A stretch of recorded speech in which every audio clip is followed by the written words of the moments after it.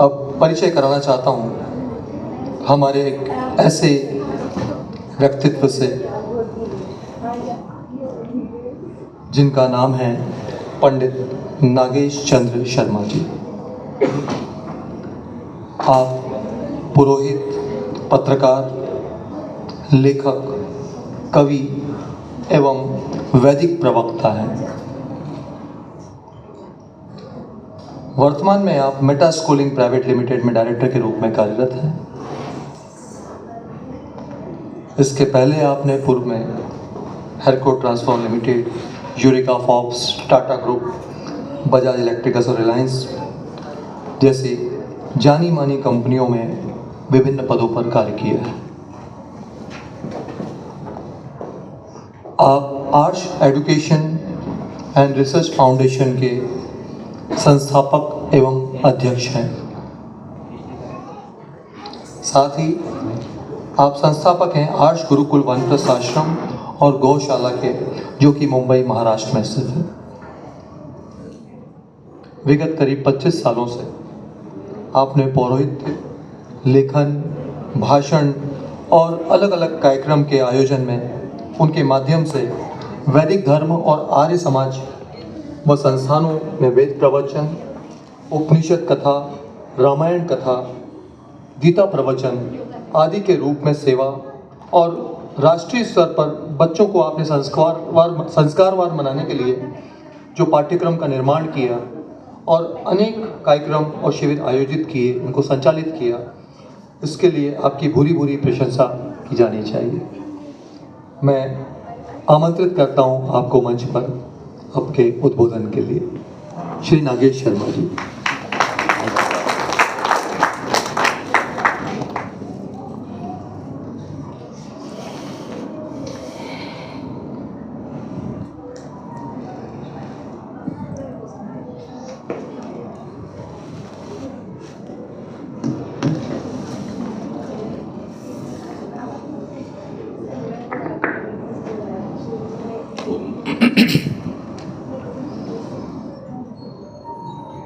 ॐ शन्नो मित्रः शं वरुणः शन्नो भवत्वर्यमा शन्न इन्द्रो बृहस्पतिः शं नो विष्णुरुक्रमा। ॐ नमो ब्रह्मणे नमस्ते वायो त्वमेव प्रत्यक्षं ब्रह्मासि त्वामेव प्रत्यक्षं ब्रह्म वदिष्यामि ऋतं वदिष्यामि सत्यं वदिष्यामि तन्मामवतु तद्वक्तारमवतु अवतु मामवतु वक्तारम् अवतु मामवतु वक्तारम्। ॐ शांति शांति शांति। पूज्यपाद आदरणीय स्वामिनी जी, हमारे अतिथि विशेष दंपति, कार्यक्रम का संचालन कर रहे श्री भटनागर जी, संयोजक श्री विजेंद्र जी, राम भरोसे जी, मेटा स्कूलिंग के संस्थापक आदरणीय श्री चंचल मालवीय जी, और इस कार्यक्रम में IKS विस्तारक के रूप में जुड़ने वाले उपस्थित सभी युवा साथी, मित्र, प्यारे बच्चों और साथियों, आज का ये जो कार्यक्रम है, इसका जो विषय है इंडियन नॉलेज सिस्टम, भारतीय ज्ञान प्रणाली। सबसे पहले हम भारत शब्द से परिचित हो जाएं तो हमें समझ में आ जाएगा ये ज्ञान प्रणाली की चर्चा यहाँ क्यों की जा रही है। भा ज्ञानम भा प्रकाशम,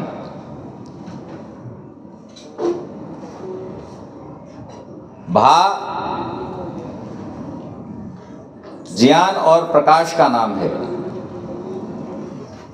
और उसमें सतत रूप से रत रहने वाला जो देश है उसका नाम भारत है।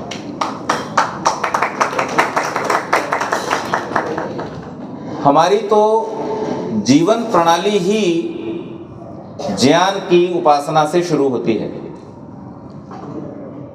और जिस ज्ञान पर भारत का संपूर्ण वैभव, संपूर्ण संस्कृति टिकी हुई है, वेद, उस वेद शब्द का भी अर्थ जिस धातु से वो बनता है, विद ज्ञाने, विद विचारणे, विद सत्तायाम, विद लीलाभो, इन 4 शब्दों से उसका परिचय होता है। तो हमारी जो संपूर्ण प्रक्रिया है, संपूर्ण पद्धति है,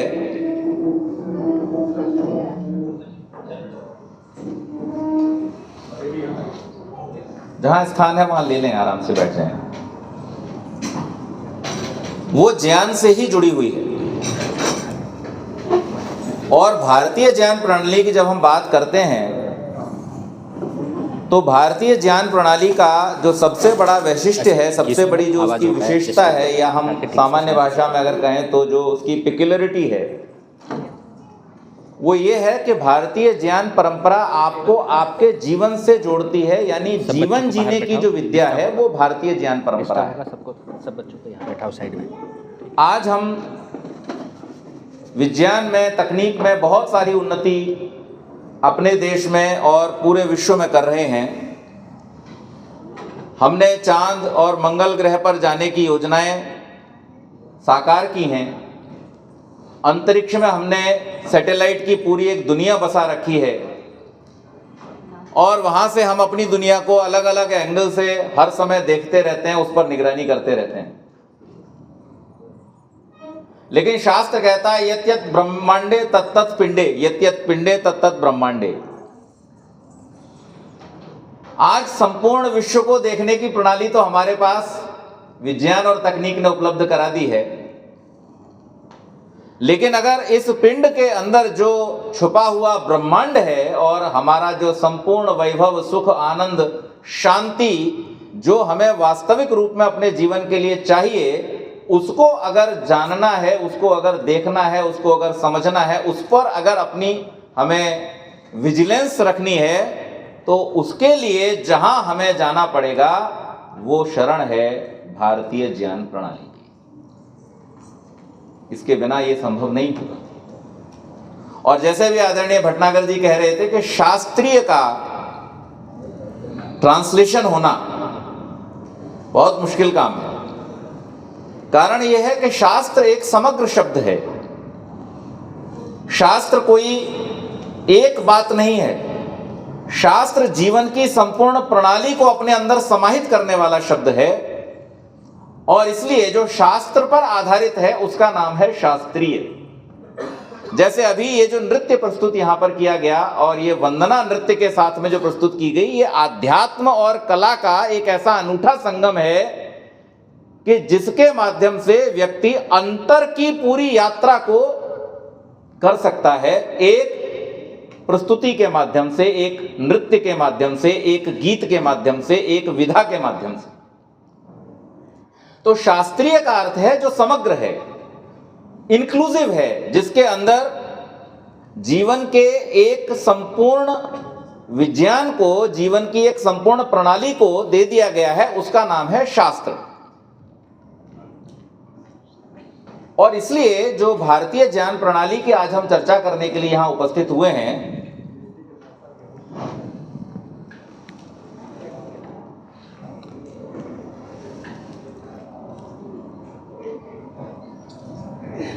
हमारे विशिष्ट अतिथि उपस्थित हुए हैं, मैं उनका स्वागत करता हूं। तो जिस ज्ञान प्रणाली की आज हम यहां चर्चा करने के लिए उपस्थित हुए हैं, ये भारतीय ज्ञान प्रणाली बहुत महत्वपूर्ण है। दुर्भाग्य से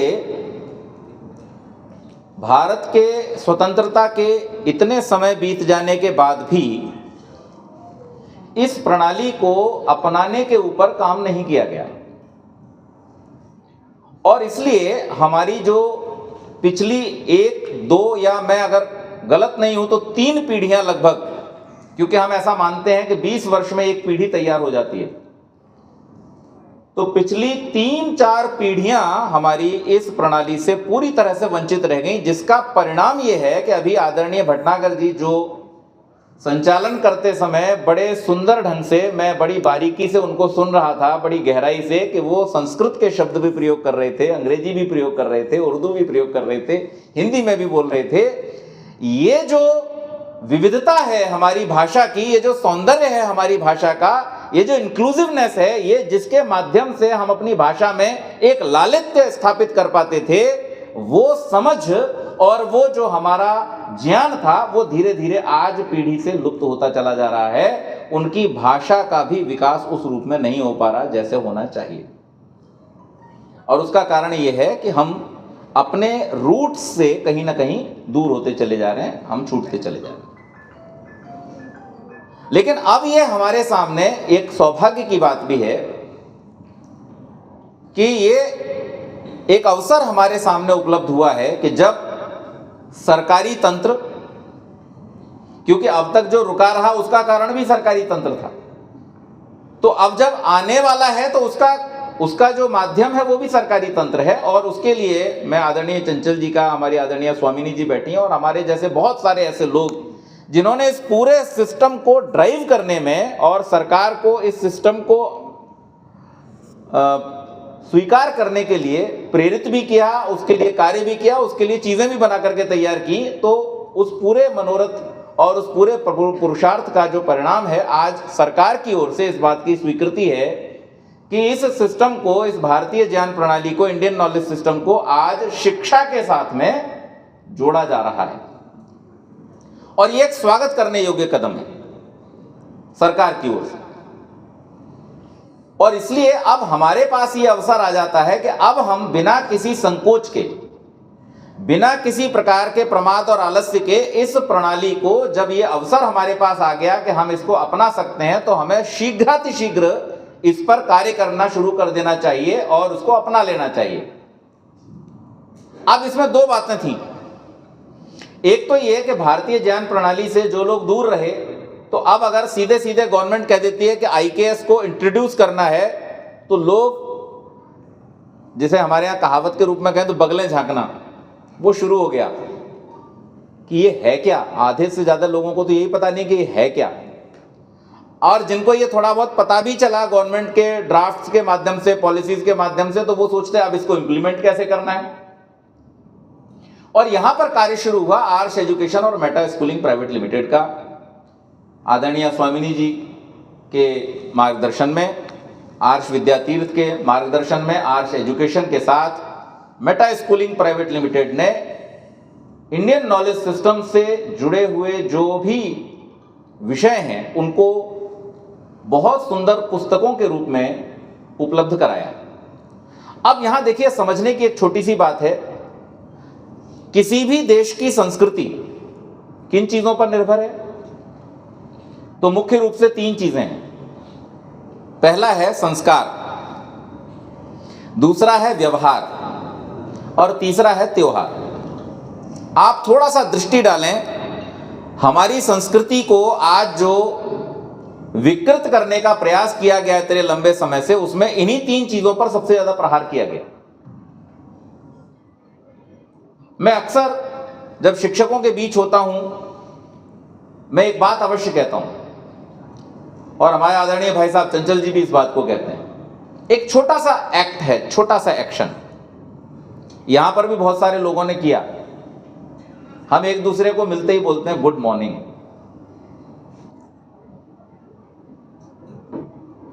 ये गुड मॉर्निंग बोलना और नमस्ते को छोड़ना,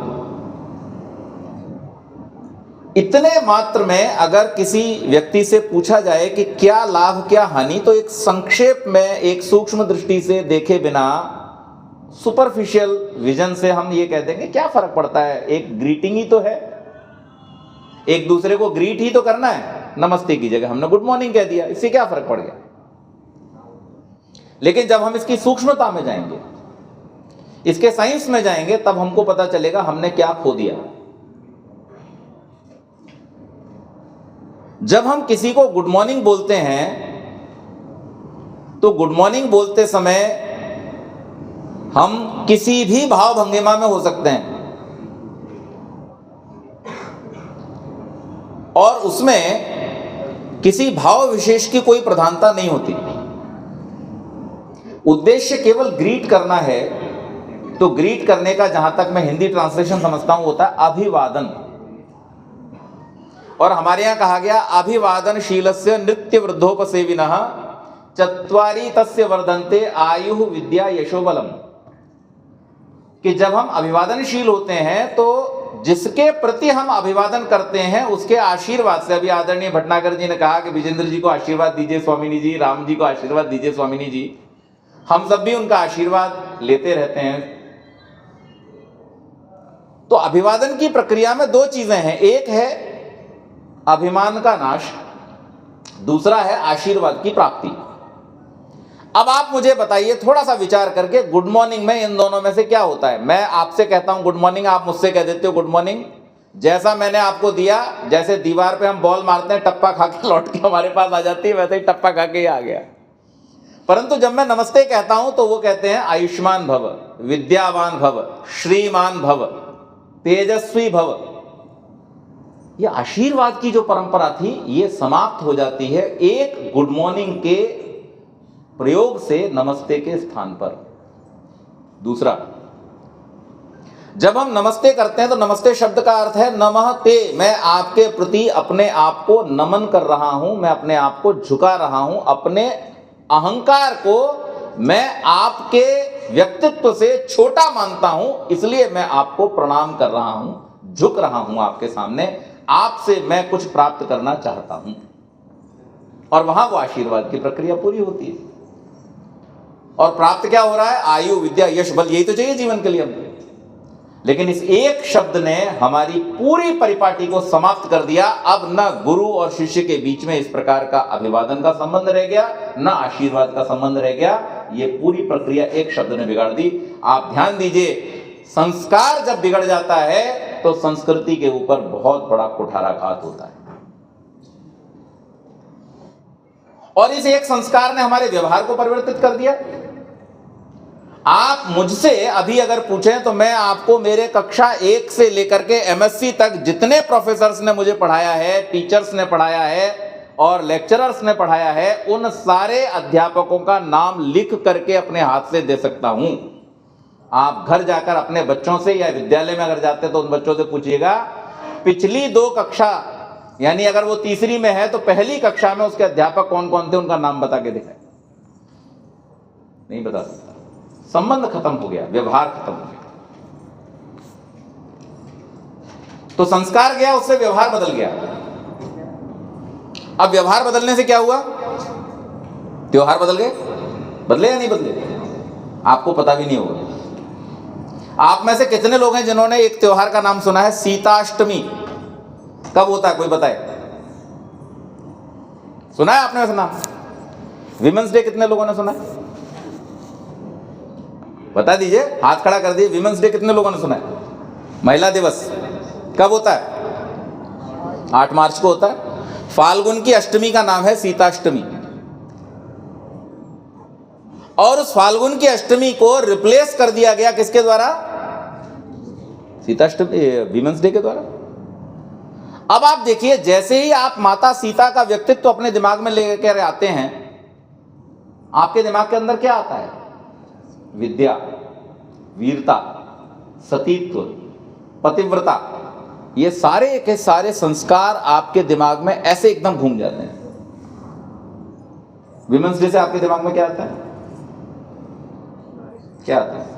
पिंक सेलिब्रेशन आता है? गलत कह रहा हूं? सारे सोशल मीडिया पे सिवाय पिंक सेलिब्रेशन के और कुछ होता है? कुछ नहीं होता। दूसरा एक और शब्द आता है, विमेंस लिबरेशन। और उस लिबरेशन का मीनिंग क्या है? वो एकदम अपोजिट है। वो लिबरेशन नहीं है, वो स्लेवरी है। लिबरेशन वो है जो हमारी संस्कृति ने दिया है, जहां पर माता निर्माता भवती, प्रशस्ता धार्मिका विदुषी माता विद्यते यस्य स मातृमान, माता निर्माता भवती।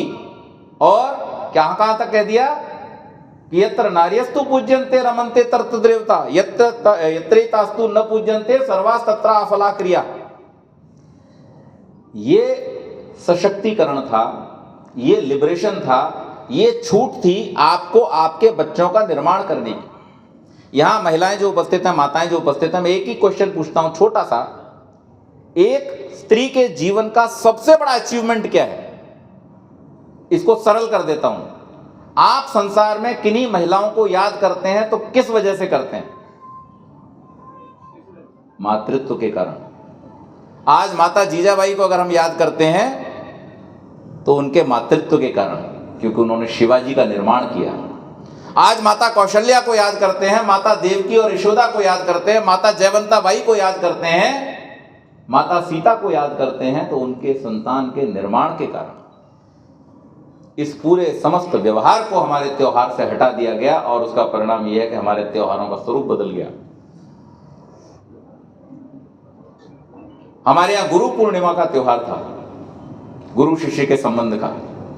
आज एक गुरु पूर्णिमा कब है इस साल, कोई बता पाएगा? इसमें नहीं बता सकता। हर साल फिक्स है, बदलती नहीं। लेकिन टीचर्स डे कब है? 5 सितंबर। किसके नाम पर है? सर्वपल्ली डॉक्टर है राधाकृष्णन। कितने शिष्य हैं उनके? एक आध का नाम बताओ। एक आध चेला कोई बता दो, कोई एक याद हो आपको, आपके दिमाग में हो कि सर्वपल्ली डॉक्टर राधाकृष्णन ने। विद ड्यू रिस्पेक्ट, मेरा उद्देश्य यहां किसी को डिसरिस्पेक्ट करने का नहीं है, लेकिन क्या हुआ आपके त्योहार का? तो संस्कृति के ऊपर यह बहुत बड़ा कुठाराघात है जब आपके संस्कार, आपके व्यवहार और आपके त्योहारों के साथ में छेड़छाड़ की जाती है। अभी मैं आपको एक और एग्जांपल देता हूं छोटा सा। आप में से जिन लोगों ने पंचतंत्र पढ़ा हो, और हमारी एक पुस्तक है colours of life IKS series में, आपको पढ़नी चाहिए। पंचतंत्र में एक कहानी थी जो हम सब ने बचपन में पढ़ी कि एक ब्राह्मण को यजमान ने गौदान किया, और गाय को लेकर के पंडित जी जब अपने घर की ओर जा रहे थे तो रास्ते में 3 चोर मिले। 3 चोरों ने प्लान बनाया कि आज पंडित जी से गाय किसी तरीके से हत्यानी है। योजना बनाई, योजना बना करके 3 अलग अलग स्थान पर जाकर के बैठ गए। पहले वाले ने पंडित जी को प्रणाम किया, पंडित जी नमस्ते, आइए, बहुत अच्छा, आपके तो विद्वत्ता के बड़े बड़े चर्चे हैं पंडित जी, हम लोग सुनते रहते हैं। और ये गधा लेके कहाँ जा रहे हैं? बोले गधा, पागल हो गए क्या? गाय है, यजमान ने दान में दी है। अच्छा पंडित जी, ठीक है। पंडित जी थोड़ा और आगे बढ़े, योजना अनुसार दूसरा बैठा था। फिर से उसने वही स्तुति की, नमस्कार किया, प्रणाम करके पंडित जी के गुण बताए और गुणगान करके बोला, पंडित जी आज कुछ खास बात है क्या? बोले क्यों, क्या हो गया? बोले गधा लेके कहाँ जा रहे हो? तो पंडित जी के दिमाग में थोड़ा सा विचार शुरू हुआ। आगे चल के तीसरे ने भी वही काम किया, उनकी तो योजना थी। और तीसरी बार में जाके पंडित जी इस बात से कन्विंस हो गए कि लगता है यजमान ने आज मुझे पागल बना दिया, कुछ तो भांग खिला दी है। मुझे ये गाय जो है, वो गधा जो है गाय दिखाई दे रहा है, बाकी सबको तो गधा ही दिख रहा है, तो हो सकता है गधा ही हो। उन्होंने वहां पे उसको छोड़ दिया, चोरों की योजना सफल हो गई।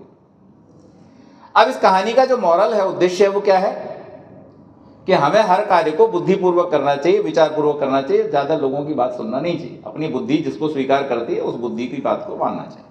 This is the moral of the story. Now this story has changed.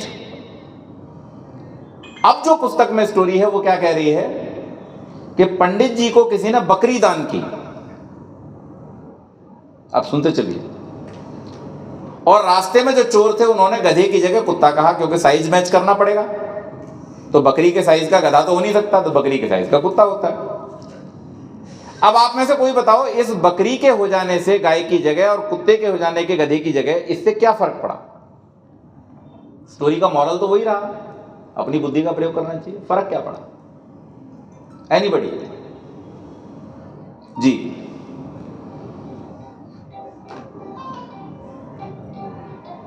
सामान्यतः भारतीयों के ऐसा माना जाता है कि वो गाय के पूजक है, गाय के उपासक है। तो पहले जो स्टोरी उसमें जो ब्राह्मण गाय को लेकर जा रहा था, जो दान की गई थी वो तो गाय की गई थी, जो की जाती सामान्यतः गाय को लेकर जा रहा था। और ब्राह्मणों में सामान्यतः जो बकरी है इनका पालन पोषण नहीं किया जाता। Excellent, excellent, absolute. तो संस्कृति निर्भर है प्रतीक पर। आपके प्रतीक को वहां से हटा दिया गया। आपके यहां परंपरा क्या है? गौदान, बकरी दान की परंपरा तो नहीं। आपकी पूरी एक प्रणाली को वहां से ध्वस्त कर दिया गया। आपको पता भी नहीं चलेगा ये क्या किया गया। और इससे जो परिणाम होगा वो क्या है, उसको अगर मैं एक वाक्य में कहूं तो वो है संस्कार विहीन शिक्षा। शिक्षा तो रही लेकिन संस्कार छूट गया, संस्कृति छूट गई। इसको कहते हैं संस्कार विहीन शिक्षा। विष्णु शर्मा ने आज से हजारों वर्ष पहले जिस संस्कृति, जिस संस्कार को देने के लिए पंचतंत्र का निर्माण किया था और इन कहानियों को लिखा था, आज उस पूरी परिपाटी को ध्वस्त करने के लिए इन प्रतीकों को हटाया जा रहा है। आप कैसे बचाएंगे बच्चों? शिक्षा तो दे रहे हैं, अध्यापक भी सिखा रहे हैं। तो यहां पर जो मेटा स्कूलिंग का बनाया हुआ IKS का पाठ्यक्रम है, उसका एक बहुत महत्वपूर्ण योगदान यह है कि आपको आपके प्रतीकों के साथ आपकी शिक्षा प्रणाली को अपने वास्तविक रूप में इन पुस्तकों के माध्यम से प्रस्तुत किया गया है। यह पहली बात। दूसरी बात यह है कि हमें बच्चों को सिखाना है। बड़े उनके साथ में सीखेंगे, लेकिन आगे आने वाली पीढ़ी, यानी ये जो कार्य आज हम कर रहे हैं, ये आज से 20 साल बाद समाज के बीच में आपको परिवर्तन के रूप में दिखाई देगा। एक पीढ़ी के निर्माण में, मैंने आरंभ में ही कहा, 20 वर्ष का समय लगता है। तो आज जिस पीढ़ी पर हम काम करना शुरू करेंगे, 20 साल बाद वो समाज के अंदर चेंज आपको दिखाई देगा। If you want to change the society, bring in the change now. तो 20 साल बाद आपको परिवर्तन दिखाई, किस रूप में दिखाई देगा? इन प्रतीकों के माध्यम से हमारी संस्कृति आपको व्यवहार में फ्लो होती दिखाई देगी। तो IKS विस्तारकों का जो कार्य है वो एक भगीरथ कार्य है, वो कोई सामान्य कार्य नहीं है। ये वो कार्य है जो कोई व्यक्ति बुढ़ापे में बाग लगाते हुए करता है, ये उतना बड़ा पुण्य का कार्य है, क्योंकि उसको पता होता है कि ये फल मैं नहीं खाऊंगा, लेकिन फिर भी वो करता है क्योंकि उसे मालूम है कि आगे आने वाली पीढ़ियां इस फल का स्वाद चखेंगी। और वो आगे आने वाली पीढ़ियां होंगी कौन? हमारे ही तो अपने होंगे। इसलिए ये IKS विस्तारक का जो कार्यक्रम है, ये बहुत महत्वपूर्ण कार्यक्रम है कि आपको इन सारी पद्धतियों को इस IKS सीरीज के माध्यम से, इंडियन नॉलेज सिस्टम की प्रणाली के माध्यम से लोगों तक पहुंचाना है। अब एक और इशू की हम चर्चा करते हैं यहां पर। आज जो हमारे बच्चे हैं, एक माता पिता के रूप में, एक अभिभावक के रूप में हमारी सबसे बड़ी जो प्रायोरिटी है बच्चों को लेकर के, वो क्या होनी चाहिए? और ज्यादातर की है भी, कुछ लोगों की जो होनी चाहिए उससे अलग है, लेकिन ज्यादातर लोगों की वही प्रायोरिटीज रहती हैं जो होनी चाहिए। वो क्या है? हमारे बच्चे सबसे पहले क्या रहें? स्वस्थ रहें। ये सब चाहते हैं, सारे माता पिता चाहते हैं। दूसरी, हम चाहते हैं हमारे बच्चे सुशिक्षित हों, केवल शिक्षित ना हो। शिक्षित तो ओसामा बिन लादेन भी कम नहीं था, हाफिज सईद भी डॉक्टर है, PhD किया हुआ है, और एक विषय में नहीं, 2-3 विषय में PhD है। डॉक्टर जाकिर नायक भी PhD है, डॉक्टरेट किया हुआ है। शिक्षित हैं, सुशिक्षित नहीं है। और सुशिक्षित में और शिक्षित में क्या फर्क होता है? सुशिक्षित और शिक्षित में फर्क होता है कि जो संस्कार युक्त शिक्षा है वो सुशिक्षा है, और जो संस्कार विहीन शिक्षा है वो केवल शिक्षा है। तो हम चाहते हैं हमारे बच्चे स्वस्थ हों, हमारे बच्चे सुशिक्षित हों, हमारे बच्चे संस्कारवान हों। अभी संस्कारवान क्यों होने चाहिए? क्योंकि जब आप वृद्धावस्था में हो तो आपके बच्चे आपको वृद्धाश्रम में छोड़ने वाले न बने। आज ये समस्या समाज में है। क्यों है? क्योंकि जहां एक और गुरु शिष्य का संबंध समाप्त हो रहा है, वहीं पर माता पिता और बच्चों का संबंध भी एकमात्र किसका रह गया है? जरूरत का संबंध रह गया है। आप उनकी जरूरत हैं तब तक आप हैं, जब उनकी जरूरत आपसे पूरी हो जाती है, आप जहां भी हों उन्हें कोई फर्क नहीं पड़ता। ये बहुत बड़ी विषम परिस्थिति है समाज के अंदर। और एक माता पिता के रूप में जब आप ये चाहते हैं कि आपका बच्चा स्वस्थ हो, तो स्वस्थ होने के लिए वो शारीरिक रूप से भी स्वस्थ होना चाहिए, मानसिक रूप से भी स्वस्थ होना चाहिए और चारित्रिक रूप से भी स्वस्थ होना चाहिए। अगर बच्चा शारीरिक और मानसिक रूप से तो स्वस्थ है, लेकिन चरित्र उसका अच्छा नहीं है, तो क्या होगा? वो व्यायाम तो करेगा रोज, लेकिन फर्क सिर्फ इतना होगा कि वो जेल की दीवारी में करेगा, वहां जाकर के दंड पेलेगा, वो समाज के लिए उपयोगी नहीं बन सकेगा। तो चरित्रवान होना, सुशिक्षित होना और स्वस्थ होना, यह हमारी आवश्यकता है।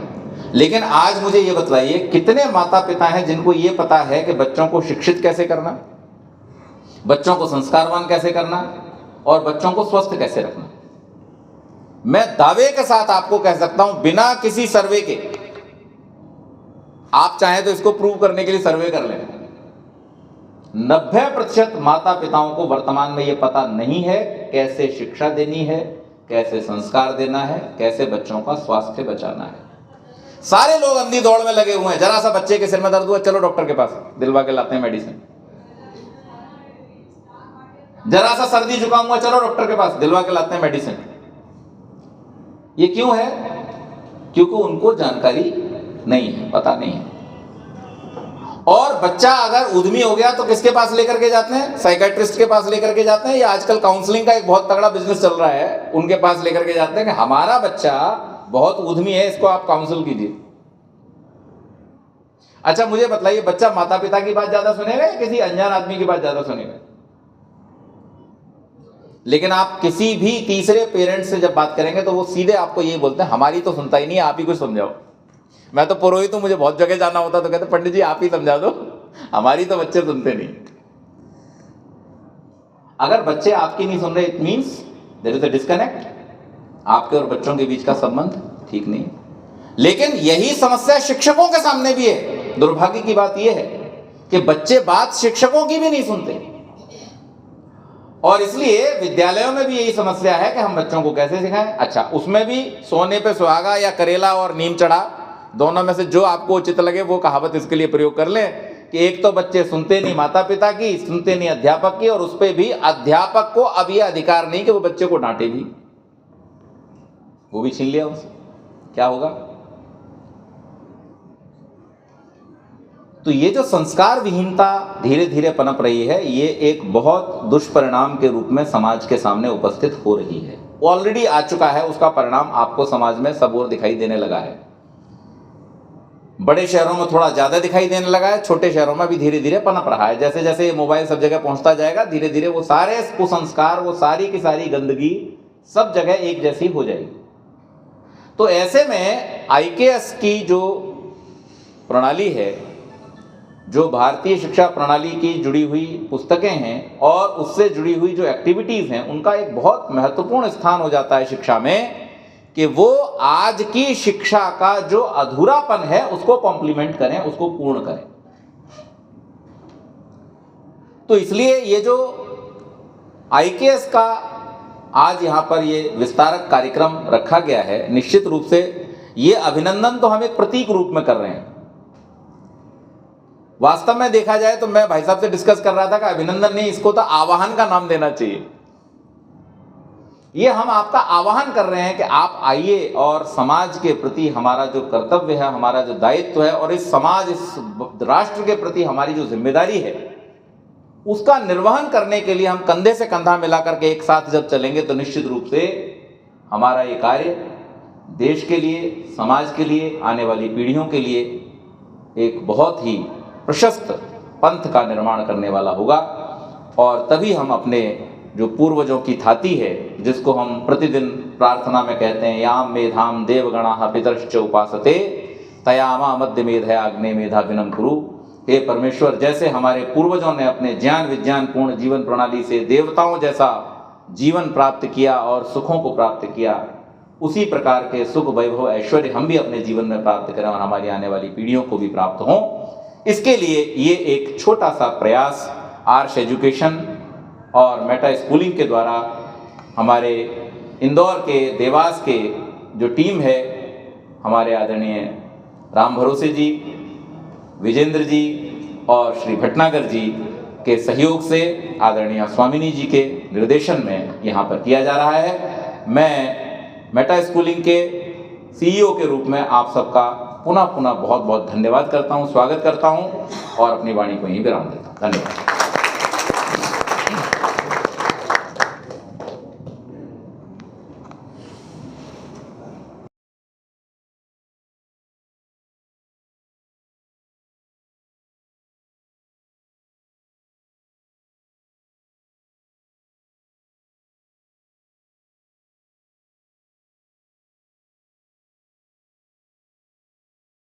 मध्य प्रदेश के देवास जिले में 5 जनवरी 2025 होटल रामाश्रय में मेटा स्कूलिंग प्राइवेट लिमिटेड ने IKS विस्तारक की परिचय और नियुक्ति के लिए कार्यक्रम का सफलतापूर्वक आयोजन किया, जिसमें मनावर जिलाधार के अंतर्राष्ट्रीय खिलाड़ी व विशाल दामकी को मुख्य अतिथियों द्वारा धार जिला विस्तारक नियुक्त किया गया।